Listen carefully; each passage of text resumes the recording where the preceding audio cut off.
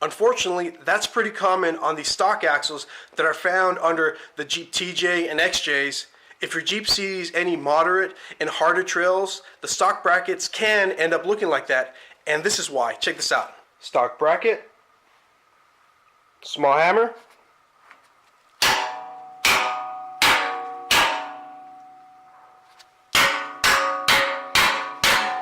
it's sheet metal.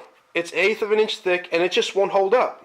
Now fixing this is great, but upgrading it is even better. This is Artec Industries Jeep TJ lower control arm brackets. This is 1/4 inch thick material. This is 1/8 inch. This won't happen to the new bracket, so let's get this fixed.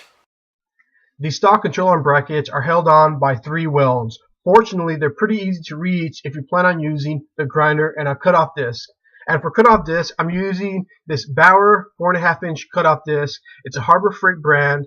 They're a little bit more expensive than the Warrior brand, but definitely cheaper than the DeWalt brand that you might find at Lowe's. Since I cut off most of the material, I decided to jump straight into the flap disc. Now, the flap disc is a Benchmark Abrasives flap disc. I will continue buying these flap discs because I can get them through Amazon and they give you the best bang for your buck. The fitting's pretty easy. You want to make sure that this tab comes in contact with the underside of the coil bucket. Once that's set, you want a 1/4 inch between the inside of the lower control arm bracket and the outside of the coil bucket.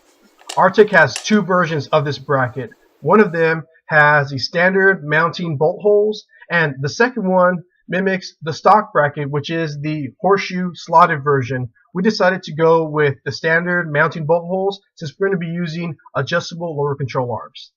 If you're looking to upgrade a flimsy ground clamp to something a bit better, then I would definitely take a look at a mag switch. It's a magnetic ground clamp that easily attaches to flat or round surfaces.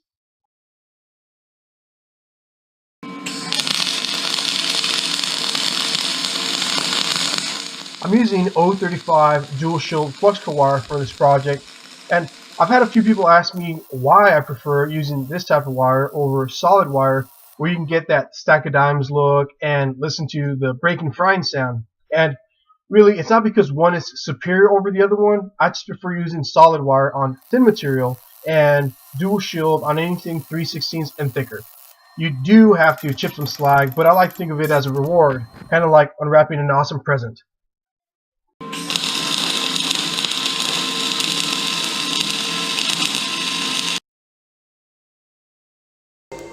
Here's a pretty good shot of the slag that I was talking about. It covers the entire weld and it's pretty easy to remove.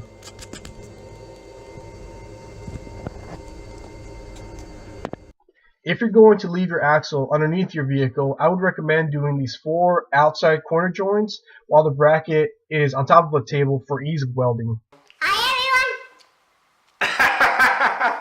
Hey guys, well, that's a wrap on this project. If you're looking to do the same upgrade or the same repair on your Jeep, then I'm going to put a link to these brackets in the description below. And again, if you like this video, give me a thumbs up.